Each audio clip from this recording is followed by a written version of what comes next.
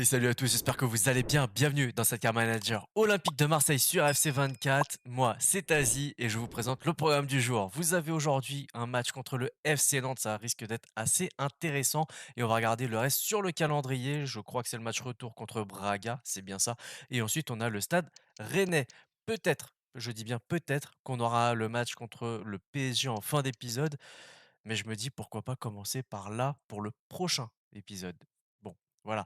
Si vous êtes un fidèle de la chaîne et que vous suivez cette carrière avec l'Olympique de Marseille, vous vous demandez certainement comment ça se fait que le match contre Braga et contre Clermont soit déjà joué. En fait, pour tout vous dire, j'avais déjà enregistré un précédent épisode en mode ultime avec cette carrière et pour vous, pour YouTube, on s'était arrêté pardon, contre Brest ou Montpellier, il me semble. Et l'épisode de la semaine dernière qui n'est pas sorti, c'était Reims pardon, victoire en coupe 1-0 en mode ultime, je le précise. Pareil contre Clermont 1-0 et match nul 2 partout contre Braga. Voilà, donc cette carrière était déjà en mode ultime pour cet épisode-là. Malheureusement, j'ai eu un problème avec la sauvegarde, j'ai fait une erreur de manip, j'ai supprimé le mauvais fichier et voilà, du coup, pas d'épisode la semaine dernière. Je vous l'explique comme ça, dès maintenant et donc le programme pour le reste de cet épisode, donc c'est Nantes, Braga et Rennes, ça c'est sûr et peut-être si j'ai un petit peu de temps pour faire le tournage, le match contre le Paris Saint-Germain. Bon voilà, comme je vous l'ai dit, l'épisode est en mode ultime. On passe cette carrière du coup en mode ultime comme la carrière avec Liverpool. Vous le voyez, c'est juste là, on trafique rien. Vous avez vu, tous les sliders sont là, tout est dispo, on n'a rien à cacher. Voilà. Et c'est vrai qu'on a peut-être un petit peu plus de difficulté, hein. Forcément, quand tu augmentes la difficulté, forcément, c'est un peu plus dur, c'est assez logique.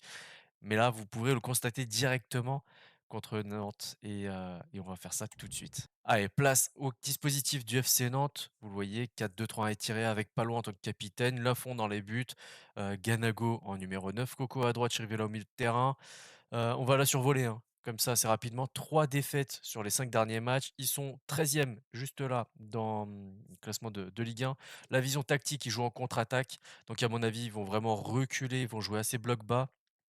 Maintenant à voir avec le mode ultime comment l'intelligence artificielle se comporte et on va regarder les stats de cette équipe avec le meilleur joueur qui est, Reiner, le défenseur gauche, meilleur buteur Ignatius Ganago avec 7 réalisations en 15 matchs, 4 passes D en 22 matchs aussi pour, Mollet. Allez, notre compo en 4-4-2 à plat avec Lloris dans les buts, Pacho, Meïté en charnière centrale, Gendré à droite, Merlin à gauche. On l'avait pré-shot il y a 6 mois quasiment au début de cette carrière, manager. Harit à gauche, Aboukhlal à droite, Guendouzi, Gueye au milieu de terrain et en attaque, Ndiaye et Vitinha. Sur le banc, on retrouve Aubameyang, Zalewski, Ounahi, Sarr, Rongier, Veretout et Gigot. Cette équipe commence vraiment à avoir belle allure et j'en suis pas peu fier. Vous le voyez au milieu de votre écran, on joue à l'Orange Vélodrome, on est en blanc, ils sont en jaune. Et c'est Audrey Sarniac, l'arbitre de la rencontre, en mode ultime. 3 minutes, c'est parti. Allez, on est parti.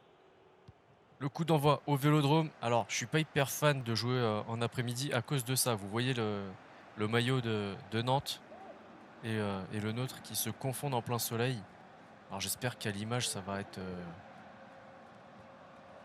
lisible pour vous parce que pas terrible sinon. Allez, travail d'Amin Harit. Allez, la frappe, c'est dommage. C'est contré. Ouais, pas de danger pour cette première action des Nantais.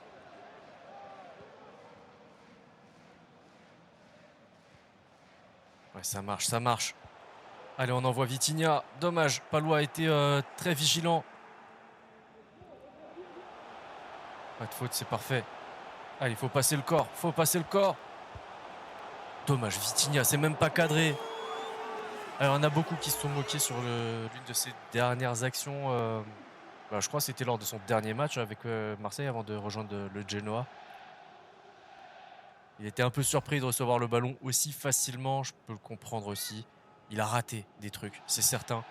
Maintenant, il faut se dire que les gars, même s'ils font ça toute la journée durant la semaine, Il joue quand même devant des milliers de personnes, dans un club qui a besoin de résultats,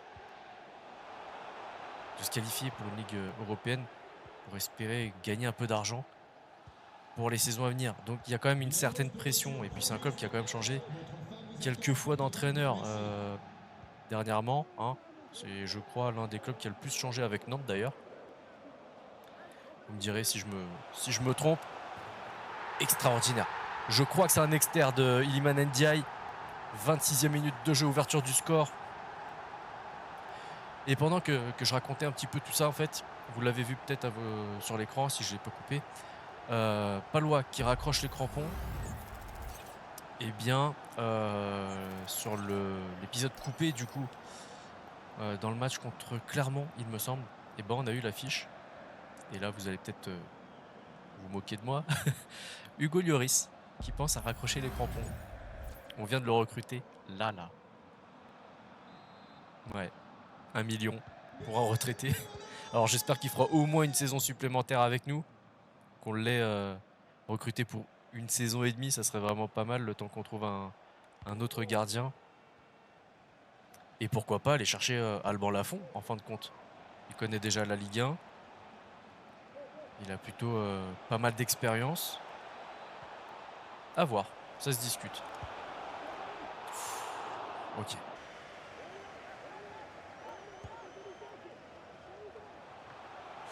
Ok, la tête de Vitinha sur la ligne. Ah, et petite info comme ça que je vous donne, peut-être que vous en foutez, mais j'ai réétalonné, j'ai réétalonné le mixage audio.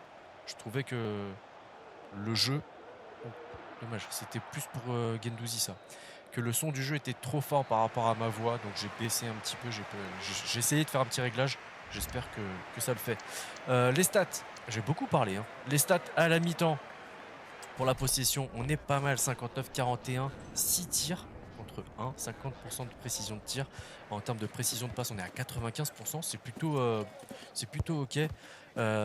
Pour la possession, on est bien, puisque c'est bien d'avoir la possession, mais c'est mieux quand c'est pas dans ta surface ou juste devant. Donc là, vous voyez, on a essayé de créer du jeu énormément côté gauche avec Merlin et Harit notamment. Donc pour l'instant, c'est plutôt pas mal pour un mode ultime en votre compagnie. Ah, dommage, Guendouzi qui aurait pu intercepter ce ballon si elle avait eu le réflexe d'interposer son pied.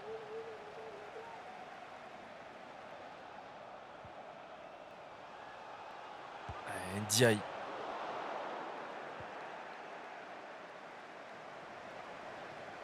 Bon, après, avec tout le respect qu'on a pour Nantes, évidemment, ce n'est qu'un match contre Nantes. On va pas non plus... Oh là là là là 2-0, très très belle frappe de Gay, qui en vrai refuse de prolonger son contrat avec l'OM. En tout cas, c'est ce qui se raconte sur les réseaux et sur les sites de foot. Ouais, Lafont, il est quand même un peu masqué, mais elle est très très belle cette frappe.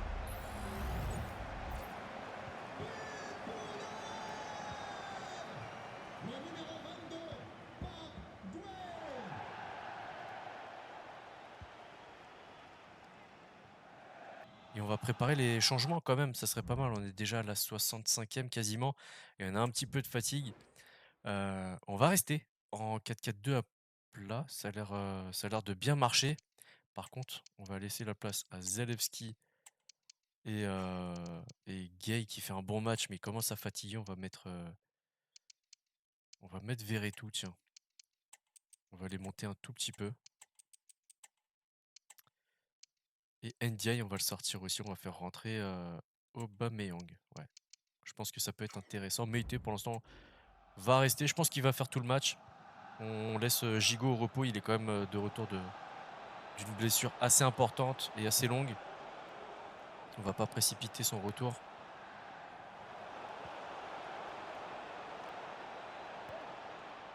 Attention. Allez, 70e quasiment. Et les changements vont être effectifs. 3 d'un coup. Ils vont jouer à deux. Il y a beaucoup de corners joués à deux sur FC 24. Je sais pas si vous l'avez remarqué. En vrai aussi, il y en a de plus en plus. Je suis pas le plus fan de cette tactique, mais bon. Si ça marche, pourquoi pas, vous me direz. Hein. Ouais, il faudrait rejouer avec Abouklal. Derrière, il faudrait qu'un des attaquants monte. Genre Aubameyang. Allez, Aubame. Premier ballon. Et il score. 77e. 3-0 contre Nantes.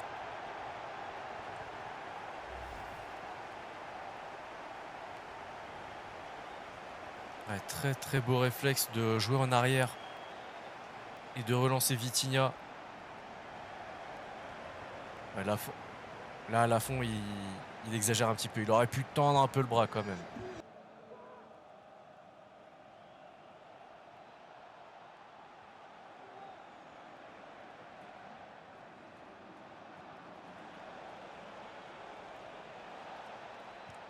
Ouf.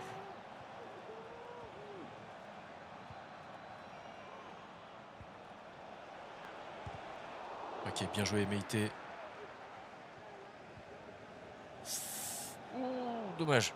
Allez, Palois qui récupère ce ballon. Et on va peut-être jouer un dernier corner. Et les derniers changements qui sont effectifs. Et on est passé en 4-2-3-1 avec Verretou, Guendouzi devant la défense. Unai qui passe en 10 derrière Aubameyang, la sortie du coup de Vitinha. Ouais, c'est pas mal, ça tient. Nickel, 3-0, très très belle victoire. On a plutôt bien géré ce match, je trouve. On n'a pas été mis excessivement en danger non plus, donc il faut quand même, être réaliste. Par contre, pour la possession, ils ont fait quand même un petit peu mieux. 47-53, on a perdu en termes de possession. On a tiré que 3 fois dans cette deuxième mi-temps, donc total 9 tirs, 67% de précision de tir, contre 20 en face, 92% de précision de passe. Et ça, c'est plutôt une très très bonne chose. Je suis vraiment content de ça, contre 89 pour les Nantais. En termes de possession, ça s'est un peu plus homogénéifié. C'est un mot un peu compliqué pour moi à prononcer. J'espère que je ne me suis pas trompé en tout cas. Vous le voyez, pour Nantes, c'est très localisé. Hein. Souvent, coup d'envoi. C'est logique, ils l'ont fait au moins 4 fois. De notre côté, le flop, il a joué que 24 minutes. Il prend un 5,9. C'est Zalewski, suivi d'Unai qui prend un 6. Veretout prend un 6,3. Il a joué pareil, 24 minutes. Et bon, Unai, il a joué 2 minutes, donc on va pas le compter. Et le top, Iliman Ndiaye avec un but, la note de 9,8, le statut d'homme du match. 2 passes D pour Vitinha, il prend un 8,3. Gay, un but et un 8,2. Pacho, une passe D avec un 8,1. Alors, on a Klaus qui vient nous voir. Coach, sauf si vous me titularisez plus souvent, je vais reconsidérer mon avenir ici. Ça va, tu as toujours ta place dans l'équipe, reste tranquille. C'était juste un match de rotation pour que tu sois justement en forme pour cette affiche qui est là à venir contre Braga, sachant qu'on a fait un match nul 2 partout à l'aller et que là on reçoit, il faut vraiment, vraiment qu'on donne tout pour la qualification, pour la suite de cette compétition. On a reçu un autre mail, c'est pour dire qu'on a des joueurs en sélection comme Klaus Guendouzi, Vitinha, Harit Aboukhlal, Balerdi et Zalewski. Ok, si tu veux. On va faire ensemble la petite conférence de presse traditionnelle. J'espère que les questions vont être intéressantes. Un match nul sans but vous qualifierait. Oui, puisqu'on a marqué 2 buts à l'extérieur. Mais il me semblait que cette règle-là n'était plus appliquée. Peut-être que je me trompe. Mais on va essayer quand même de marquer un petit but. On veut gagner devant nos supporters. Ça rejoint un petit peu ce que je pense. Votre prochain adversaire peut-il vous battre? Dans la mesure où ils ont fait un match nul de partout contre nous au match aller, c'est possible. S'ils sont là, ce n'est pas pour rien. Maintenant, nous non plus. Donc on va tout faire pour marquer au moins un but et ne pas en subir, tout simplement. Vous avez obtenu des résultats plutôt en dents de scie récemment. Comment réagissez-vous face à cette irrégularité? Vous verrez de quoi nous sommes capables. Voilà. La réponse se fait sur le terrain et pas dans les titres des journaux.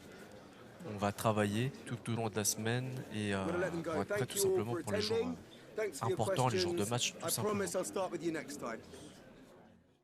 Allez, on va regarder ensemble le rapport d'avant-match avec cette équipe de Braga qui joue en 4-2-3 étiré, tout comme le match précédent des Nantais avec Mathéus dans les buts, Niakate, Victor Oliveira, Adrien Marine, Victor Almuzrati, Ronny Lopez, l'ancien monégasque, Ricardo Horta, Bruma à gauche, Abel Ruiz en numéro 9.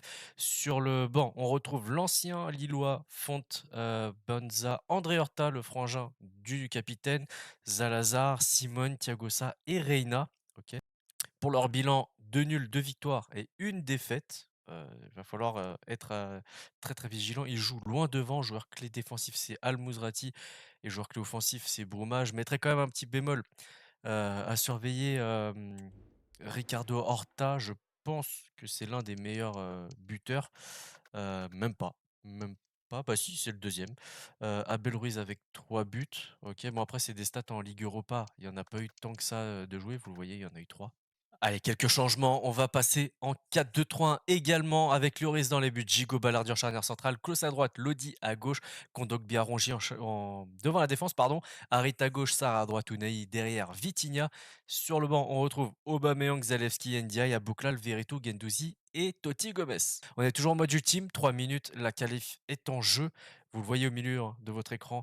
Il y a eu 2 partout au match aller. On va tout donner cette fois-ci pour la qualif, pour le reste de la compétition, parce qu'on la veut réellement, cette Ligue Europa. Il a marqué 3 buts lors des 3 derniers matchs, cet Abel Ruiz. Allez, on est parti au Vélodrome contre Braga. Match crucial pour la qualification. 2 partout au match aller.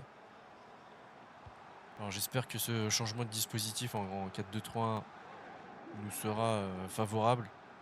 Parce que c'est vrai que ça marchait pas trop mal le 4-4-2 à plat de tout à l'heure contre Nantes.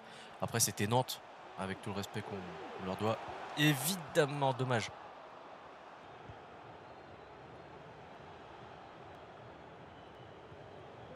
Dommage, c'était pas ce qu'il fallait faire.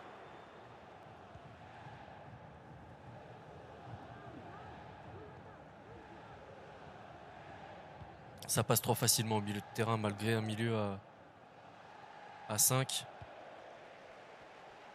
Allez Vitinha, faut partir Vitinha.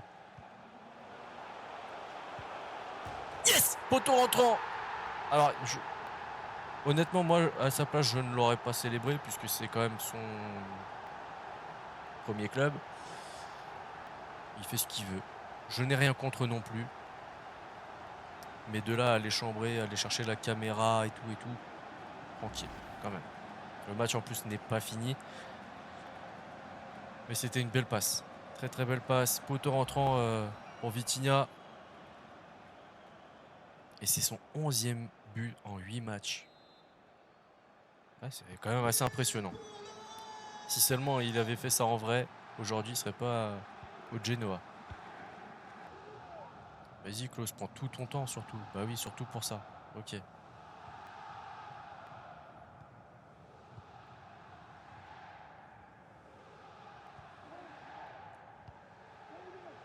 Oui, il a le champ libre. Allez, allez Sarr. Et 2-0.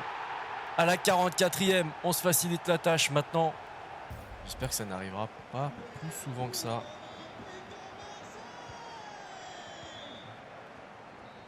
Allez, c'est la mi-temps, 2-0. Au cumul des 2 matchs, on est à 4 buts à 2. Et on va regarder les détails. 41-59, 2 tirs, mais 100% de précision et d'efficacité du coup. 88% de précision de passe contre 98. On va devoir quand même se méfier de cette équipe de Braga. Parce que vous voyez, notre hit map, en fait, elle est vraiment en dessous de notre ligne médiane et un petit peu sur le devant normal. Hein, si tu veux marquer, tu es obligé d'aller vers la surface adverse. Mais voilà, la possession, si tu restes bloc bas et que tu fais tourner, ça ne t'avancera strictement à rien. Allez, offensive de Ricardo Horta avec Bruma.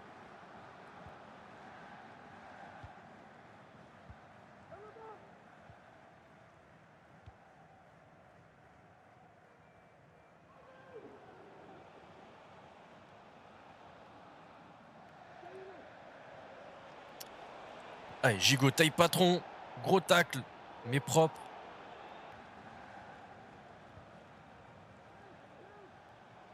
Oh. Ouais, ouais. Là, c'est intéressant ce qu'ils font.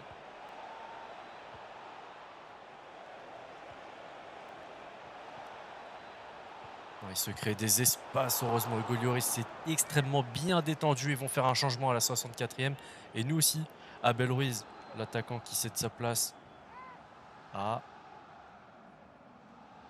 Bonza. Ok, on va faire des changements. Nous aussi, on va les faire ensemble. Allez, on fait 3 changements et un changement de dispositif. Du coup, avec un 4-4-2 à plat, avec l'entrée d'Aubameyang, Guendouzi et Zalewski, tout le côté gauche en fait quasiment.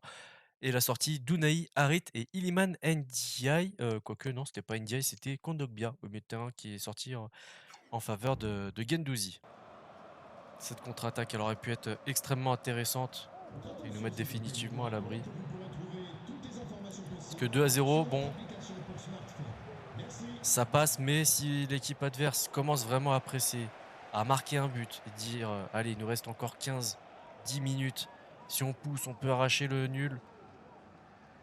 Et avec l'euphorie et tout, ça se passe vraiment très très vite. Là, avec un 3-0, on serait très tranquille. 74e, le remplacement parfait du coup, Aubameyang qui marque le but du 5-2 en global. Elle était assez tranquille. Hein. Voilà, c'est ça que Vitinha aurait dû faire dès le début du match, prendre la profondeur. Après, je l'ai toujours dit quand j'en parlais avec des collègues ou des amis. Vitinha, c'est pas un attaquant de pointe pur, enfin de pointe tout simplement. À la base, il joue déjà à Braga, il jouait avec un deuxième attaquant. Il était en soutien. Et on n'est absolument pas obligé de faire les 5 changements à chaque match. Hein. Ça, si tactiquement, techniquement et physiquement l'équipe tient la route, même si tu veux en faire aucun, tu n'en fais aucun. Il n'y a aucune règle qui t'oblige à faire des changements. Pour la possession, vous le voyez, on leur a laissé le ballon volontairement. 32% de possession contre 68. 3 tirs, 3 buts. Voilà, c'était objectif atteint. En fait, c'est une équipe qui joue loin devant. Quand c'est une équipe qui joue loin devant, ça veut dire qu'ils ne vont pas créer le jeu. À ce moment-là, la meilleure chose à faire selon moi, c'est de leur laisser la balle. Voilà, vous jouez loin devant, vous ne créez pas le jeu. C'est votre point faible, donc on va en user. Vous leur donnez le ballon, ils essayent.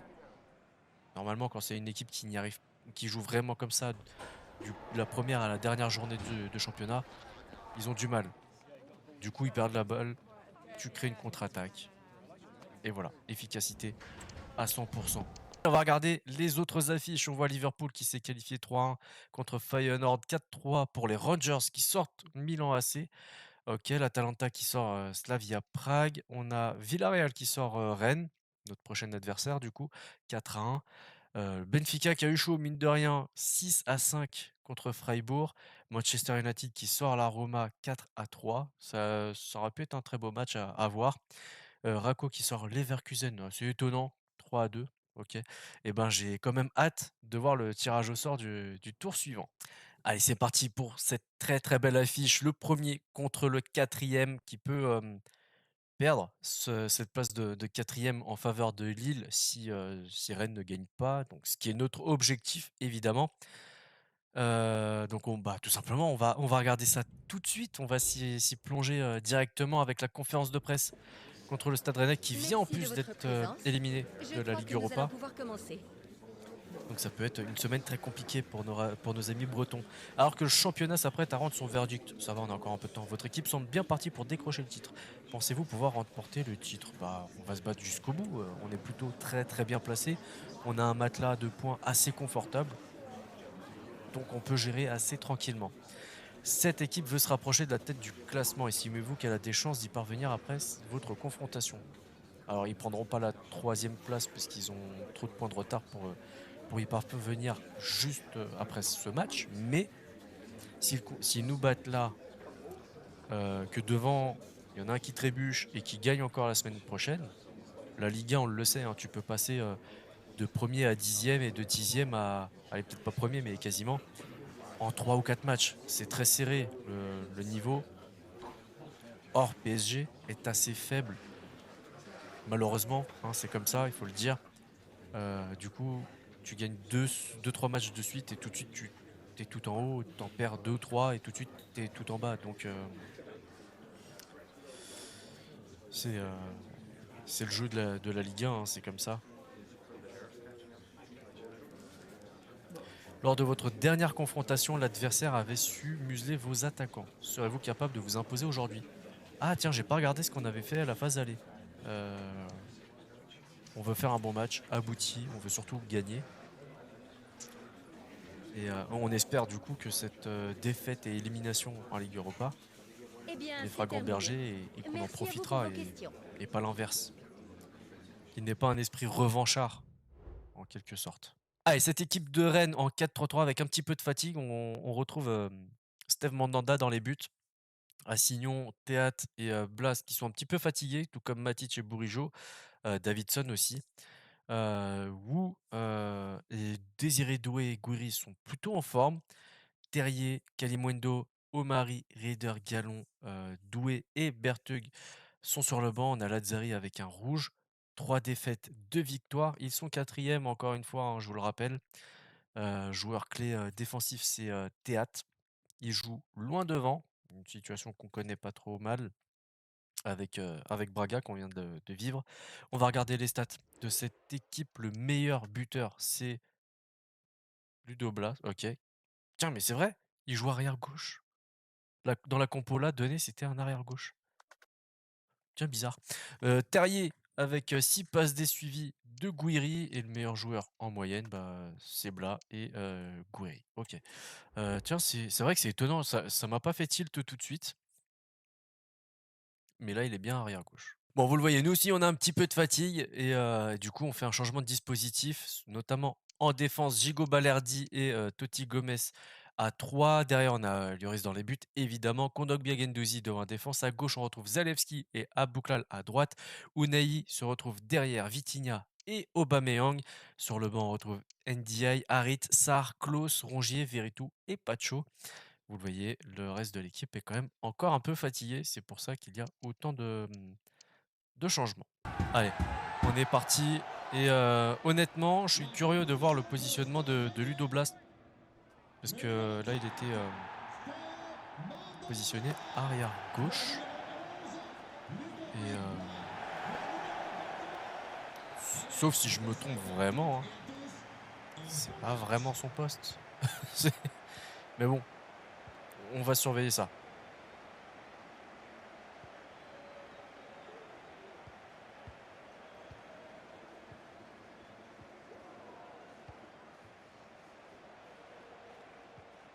Ouais, c'est pas mal. Ah, il est bien à l'arrière gauche, c'est étonnant.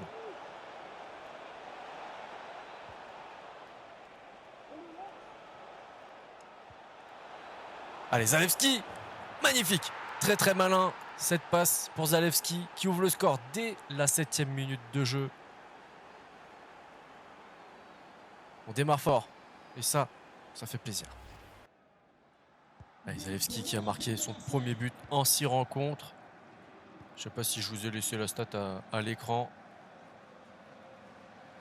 En tout cas, on démarre fort.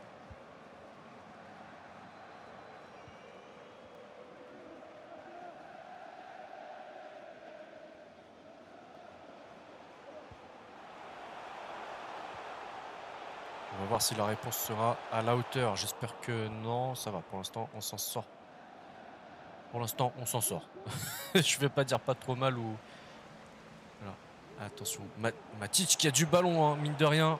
Je pense que c'est un joueur, si vraiment il était à l'aise à Rennes, c'est un joueur qui aurait fait vraiment beaucoup de bien à cette équipe.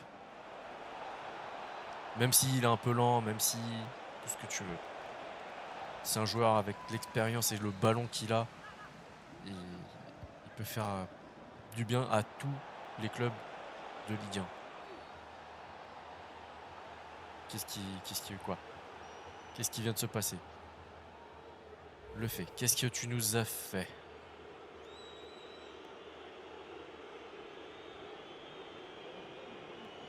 c'est très sévère si c'est une faute là. C'est plutôt sévère si c'est une faute. En tout cas, c'est un penalty qui nous est offert et on va pas le refuser. On va essayer de marquer, évidemment. Allez, allez. C'est justice, on va dire, qui a été faite par Steve Mandanda. Parce que le penalty était un petit peu exagéré selon moi. Maintenant, exagéré ou pas, dans le football, dans la compétition, quand on te donne une, euh, une occasion si importante, il ne faut absolument pas la refuser. Dommage, je voulais la refaire à Vitinha avec Abouklal. Ça n'a pas abouti.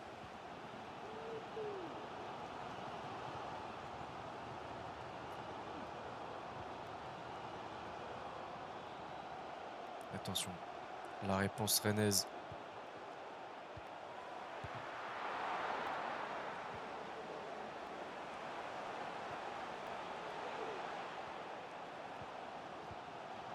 Non. Ah, je l'ai senti. Je l'ai senti. Désiré Doué qui marque à la 34e, qui met les deux équipes à égalité. Ouais, je l'ai senti. Hein. Quand là, il a fait le décalage. Ouais, il était pas du tout marqué. Grosse erreur défensive. Et là, je sais pas ce qu'il nous fait lui, mais il veut changer de club, j'ai l'impression.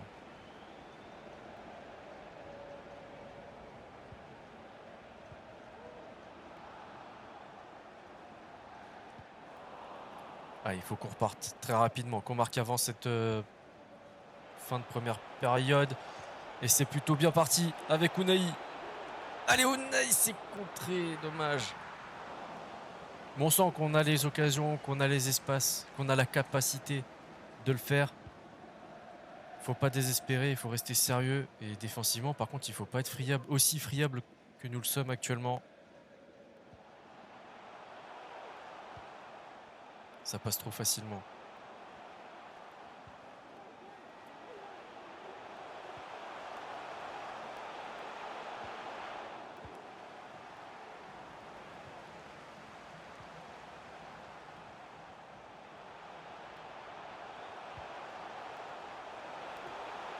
Mais non!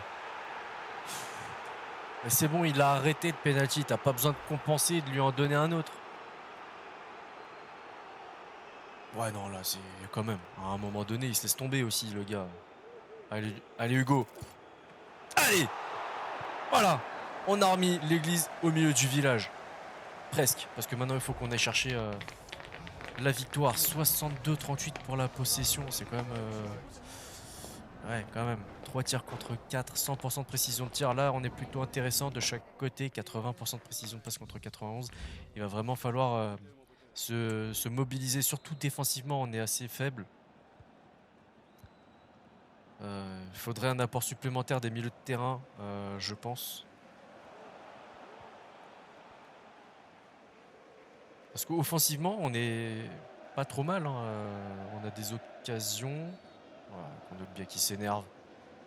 Offensivement, on n'est pas trop mal. On a des occasions. Maintenant, faut les concrétiser. Mais défensivement, c'est vraiment pas ça. Quoi. On sent qu'à chaque fois qu'il s'approche, on sent le trouillomètre commencer à s'exciter. Quoi.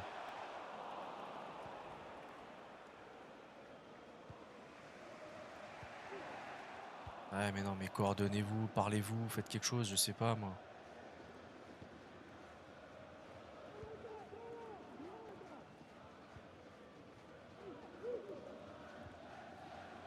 Allez Aubameyang, mais plonge, croque ce ballon, je sais pas. Crève la dalle pour le ballon, je sais pas.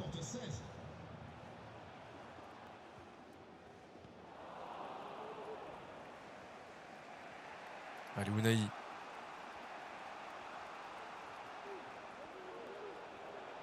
Ah, il s'est enfermé. Mais c'est pas fini. Ah, dommage. Allez, un corner à la 63e. Il est temps peut-être de faire quelques changements. Ouais, on va faire comme ça finalement avec la sortie de Unai et Vitinha. On a fait rentrer Klose et Harit en numéro 10. Ça peut faire la différence et j'espère que ça fera la différence, que ça équilibre un petit peu mieux euh, notre défense.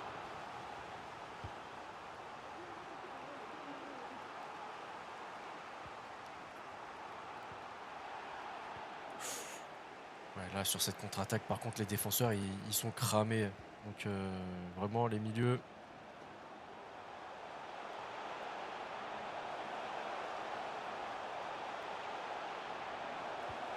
Ouais, pas de faute, s'il vous plaît.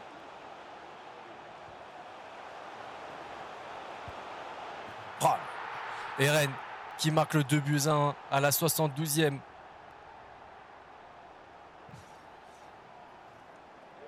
C'est pas immérité. En vrai, c'est pas immérité. Ils ont bien décalé. Ouais, Gigot qui est en contre-pied. Ouais, Davidson qui donne tout, hein. Ah, Blas qui joue plus haut. Ça explique aussi peut-être la meilleure forme des Rennais. Ouais, calmez-vous les gars.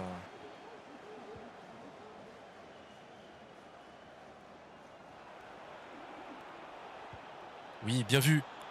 Allez, Iliman. Allez, Iliman. Iliman. Non, c'est pas cadré, c'est pas vrai. Notre première défaite cette saison en terre bretonne. Vraiment. Bon, ça reste une très très belle équipe en face. C'est aussi la différence avec le mode ultime, forcément. Défaite méritée peut-être. Peut-être un peu trop sûr de nos forces offensives et on n'a pas pensé suffisamment à l'aspect défensif. On n'a pas fait la gestion physique de la fatigue aussi qu'il fallait faire. C'est dommage. NDI qui avait ce dernier ballon qui aurait pu mettre le point du nul. Ouais, c'est dommage. Le top c'est Zalewski avec un but, un 7,6. Klaus c'est le flop. Ouais, bah voilà. Il a joué une demi-heure. C'est peut-être aussi de très mauvais choix de ma part. C'est comme ça. Et forcément, Bourigeaud, sauveur de la nation. Bon bah c'est comme ça. Tiens, Blas qui a joué. Qui est monté côté gauche. Ok. Première Merci de défaite vous en livrer Ligue à 1. la traditionnelle séance de questions d'après-match. Vous avez finalement été battu et votre invincibilité vient de prendre fin. Qu'en pensez-vous? Eh bah, ça devait bien arriver un jour et honnêtement, je suis content que ça arrive contre Rennes. C'est une équipe qui en avait besoin, c'est une belle équipe. Mais un commentaire après cette défaite contre une équipe moins bien classée, bah, toutes les autres équipes sont moins bien classées. Donc, qu'est-ce que... Voilà, on va continuer à travailler et à progresser. Maintenant, on n'a pas été outrageusement dominé. Puis après, il y a un peu la fatigue, mais les Rennais aussi avaient joué un match en même temps que nous en Ligue Europa, donc ils avaient aussi de la fatigue. Donc non, c'est pas une histoire de confiance comme il le dit, c'est juste qu'à un moment donné, même si tu sors les meilleures perfs de ta vie, ça Voilà, peut arriver que tu perdes. un grand Donc merci à vous. ça nous arrive assez tardivement dans cette carrière, et tant mieux, c'est une bonne chose. Mais voilà, c'est comme ça. Et puis ça relance aussi un petit peu le suspense pour le prochain match contre le Paris Saint-Germain. Et ça va être une très très belle affiche, le premier contre le deuxième. Mais ça sera pour le prochain épisode. Donc si cet épisode vous a plu, le petit like, le partage, le commentaire, l'abonnement si c'est pas déjà fait. Pensez à activer la petite cloche pour ne rien rater de ce qui se passe sur la chaîne. D'ici là, prenez soin de vous, prenez soin des vôtres. À la prochaine. Ciao, ciao.